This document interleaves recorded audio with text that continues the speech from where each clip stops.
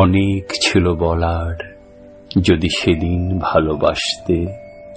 পথ ছিল গো চলার, যদি দুদিন আগে আসতে।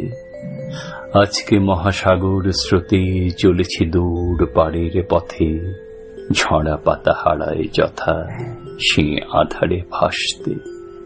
যাই সে আধারে ভাসতে। গহন রাতি ডাকে আমায়, এলে তুমি আজকে। কাঁদিয়ে গেলে হায় গো আমার বিদায় বেলার সাঁঝকে। আসতে যদি হে অতিথি, ছিল যখন শুক্লা তিথি।